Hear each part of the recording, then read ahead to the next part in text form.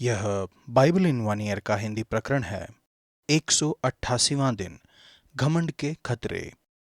जब मैं एक वकील के रूप में काम कर रहा था, मुझे याद है कि एक बहुत ही सीधा मामला था। मुझे लगा कि मैं यह अवश्य ही जीत जाऊंगा। मैं आत्मविश्वास से इतना भरा हुआ था कि मैंने निर्णय ले लिया कि इसके विषय में प्रार्थना करने या इसे परमेश्वर को सौंपने की चिंता करने की आवश्यकता नहीं है। जब मैं बोलने के लिए खड़ा हुआ, तब न्यायाधीश ने मुझसे पूछा कि क्या मैं इन बातों को जानता था कि पिछले कुछ दिनों में इस मामले से संबंधित नियम बदल गए हैं। मैं नहीं जानता था। इसके परिणाम स्वरूप बहुत ही अपमानजनक हार को मुझे देखना पड़ा। जैसा कि आज के नीति वचन में लेखांश चिताता है कि गिरने से पहले घमंड आता है। शर्मिंदगी की स्थिति में मैंने सहायता के लिए परमेश्वर को पुकारा।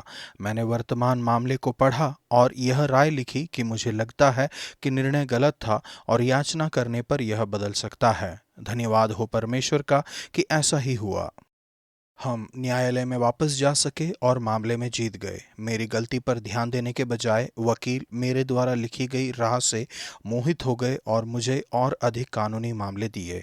इसलिए इससे दोगुनी सीख मिली, न केवल घमंड के खतरे के बारे में, लेकिन परमेश्वर के असाधारण अनुग्रह के बारे में भी, और कैसे वस्तुएं काम करती हैं जब आप परमेश्वर पर भरोसा करते हैं। जब कभी मैं बोलने के लिए खड़ा होता हूँ, तब मैं घमंड के खतरे और स्वयं पर निर्भर रहने के विषय में उस सीख को न भूलने की कोशिश करता हूँ। मैं यह कहना चाहूँगा कि मैंने दोबारा वह गलती नहीं की, लेकिन यह एक सीख है जिसे मुझे कई बार दोबारा सीखना पड़ा। अंग्रेजी में शब्द घमंड का एक अच्छा बोध है। उदाहरण के लिए हम नहीं कहेंगे कि एक व्यक्ति को अपने बच्चे पर घमंड नहीं करना चाहिए या अपने काम पर घमंड नहीं करना चाहिए, किंतु जब बाइबल घमंड के विषय में बात करती है, तब इसका अर्थ इससे कुछ अलग है और इसका बहुत ही नकारात्मक अर्थ है। इसका अर्थ है एक व्यक्ति के मूल्य या महत्व के विषय में बहुत ही अत्यधिक ऊंची राय रखना। यह अक्खड़पन या रौबीला बर्ताव है। यह आत्मनिर्भर आत्मा है जो कहती है कि मुझे परमेश्वर की ज़रूरत नहीं है, विवादास्पद रूप से। इसलिए यह सभी पाप की जड़ है। हमें प्रलोभन और घमंड के प्रति किस तरह से उत्तर देना चाहिए। नीति वचन 16 का 18 से 27 तक। दीनता को विकसित करें। परमेश्वर चाहते हैं कि आप दीनता में और दयालुता में चलें, ना कि अखड़पन या घमंड में। गिरने से पहले घमंड आता है, विनाश से पहले गर्व, और ठोकर खाने से पहले घमंड आता है। हमें याद दिलाया गया है कि घमंडियों के संग लूट बांट लेने से दीन लोगों के संग नम्र भाव से रहना उत्तम है। सामर्थ्य की कमी उस समय कितना निराश करती है जब हम सोचते हैं कि परमेश्वर के राज्य को किस तरह से बढ़ाना है, किंतु मानवीय नजरिए से यीशु के पास बहुत कम सामर्थ्य थी। वह आत्मा में दीन और सताने वालों के बीच में थे। घमंड का विरुद्धार्थी आत्मा की दीनता लाता है। नंबर 1, समृद्धि। दीनता का अर्थ है सीखने की इच्छा। जो निर्देश पर ध्यान देते हैं वह समृद्ध होते हैं। नंबर 2, खुशी। दीन जन परमेश्वर पर भरोसा करते हैं। जो वचन पर मन लगाता है वह कल्याण पाता है, और जो यहोवा पर भरोसा रखता है वह धन्य होता है। नंबर 3, चंगाई। जैसा कि घमंडी के अक्खड़ वचनों से बुरा मनुष्य बुराई की युक्ति निकालता है और उसके वचनों से आग लग जाती है, दीन सुख देने वाले वचनों का इस्तेमाल करता है। मधुर वाणी के द्वारा ज्ञान बढ़ाता है। मन भावने वचन मधुर भरे छत्ते के समान प्राणों को मीठे लगते हैं और हड्डियों को हरी भरी करते हैं। परमेश्वर, मेरी सहायता करिए कि मैं हमेशा आप पर निर्भर रहूं और आप पर भरोसा करूं। नया नियम, प्रेरितों के काम 25 का 23 से 26 के 23 तक। सेवा करें और गवाही दें। यदि आपको यीशु के विषय में गवाही देने का अवसर मिलता है, तब आपको क्या करना चाहिए? आपको अपनी कहानी किस तरह से बतानी चाहिए? इस लेखांश में हमें एक महान उदाहरण मिलता है कि क्या करना चाहिए। पौलुस मुकदमे के समय न्यायालय को बताते हैं कि यीशु ने उन्हें एक आयोग दिया है, क्योंकि मैंने तुझे इसलिए दर्शन दिया है कि तुझे उन बातों का भी सेवक और गवाह ठहराऊं। जैसा कि यीशु इसलिए नहीं आए कि उनकी सेवा की जाए, परंतु स्वयं सेवा करने के लिए आए, वैसे ही हम सभी को सेवा और गवाह बनने के लिए बुलाया गया है। एक गवाह दीनतापूर्वक अपने से परे की ओर संकेत करता है। पौलुस दीनता से यीशु की ओर संकेत करते हैं। यहाँ पर हम देखते हैं कि कैसे वह अपनी बुलाहट को पूरा करते हैं। पौलुस बंदीगृह और मुकदमे में घमंड और आडंबर से भरे के आमने सामने आते हैं। जैसे ही उन्हें अग्रिप्पा और बिरनीके के सामने लाया जाता है, अवश्य ही यह बहुत ही डरावना अनुभव रहा होगा।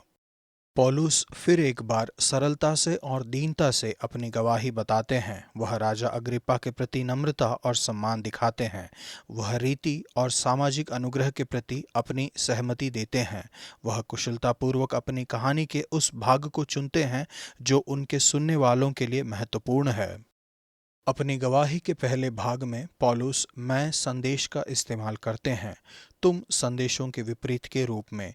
जबकि तुम संदेश अक्खड़ और स्वयं को श्रेष्ठ मानने जैसा लगता है, मैं संदेश कभी कभी कुछ प्रभावी होते हैं। साथ ही यह बात को बताने का वह धमकी न देने वाला और अनुग्रही तरीका है। वह कहते हैं, वह ठीक उनकी तरह थे। मैंने भी समझा था कि यीशु नासरी के नाम के विरोध में मुझे बहुत कुछ करना चाहिए, और मैंने यरूशलेम में ऐसा ही किया। बहुत से पवित्र लोगों को बंदीगृह में डाला, और जब वे मार डाले जाते थे तो मैं भी उनके विरोध में अपनी सम्मति देता था। अंतर्निहित संदेश यह है कि मैं तुम्हारी तरह था। मैं घमंड, ताकत और आडंबर से भरा हुआ था। मैंने वह किया जो तुम अभी कर रहे हो। मैंने मसीहियों को सताया ठीक वैसे ही जैसे तुम अब मेरा सताव कर रहे हो।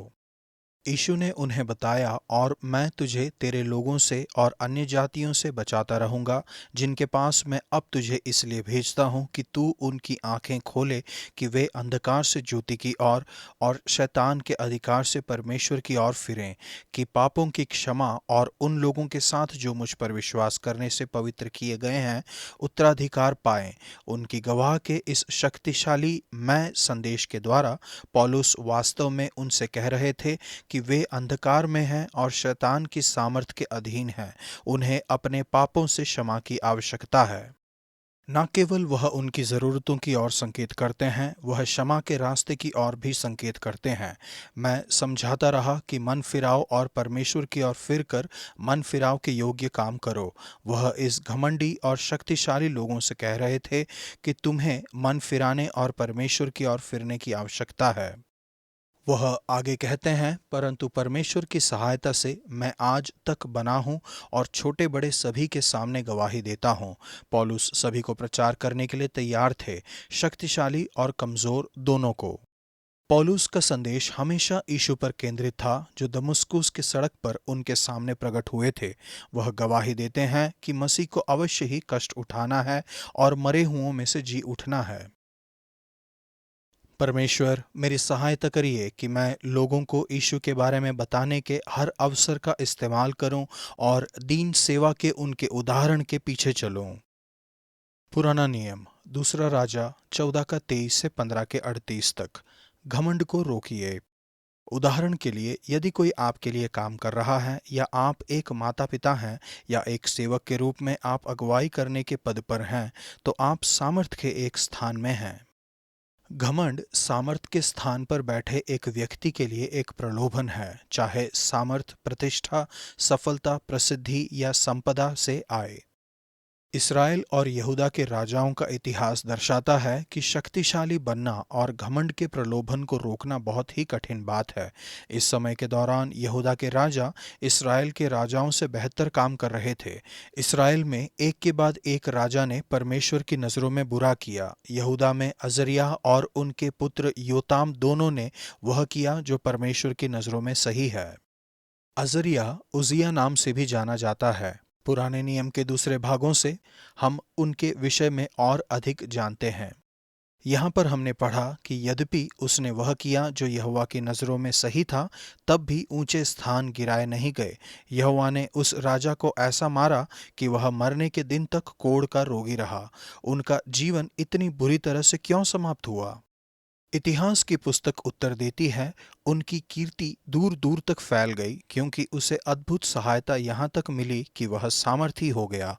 परंतु जब वह सामर्थी हो गया, तब उसका मन फूल उठा और उसने बिगड़कर अपने परमेश्वर यहोवा का विश्वासघात किया। यह हमें चेतावनी देता है कि यदि परमेश्वर ने हमें सफलता की आशीष दी है, तो वहाँ पर हमेशा घमंडी होने का प्रलोभन आएगा। परमेश्वर, आपका धन्यवाद बाइबल में सभी चेतावनियों के लिए, साथ ही प्रोत्साहनों के लिए। हमेशा मेरी सहायता करें कि इन चेतावनियों पर मैं ध्यान दूं। परमेश्वर, मैं पूरी तरह से आप पर निर्भर हूं। मेरी सहायता कीजिए कि अपनी आंखें हमेशा यीशु पर लगाए रखूं, जो सर्व सामर्थी थे, तब भी उन्होंने अपने आप को इतना दीन किया और एक सेवक के समान बन गए। नीति वचन 16 का 18। एक बार मैंने एक गति से एक छोटी पार्किंग जगह में गाड़ी लगा दी और अपने आप से प्रसन्न हो गई। मैंने अपनी माँ को बताया, जो मेरे साथ गाड़ी में बैठी थी, कि मैं अपने परिवार में पार्किंग करने में सबसे श्रेष्ठ हूँ, और मैंने इस टिप्पणी पर नाराजगी दिखाई कि महिलाएं पार्किंग करने में इतनी अच्छी नहीं होती हैं। बाद में किसी ने कहा कि क्या मैं जाकर कुछ ला सकती हूँ।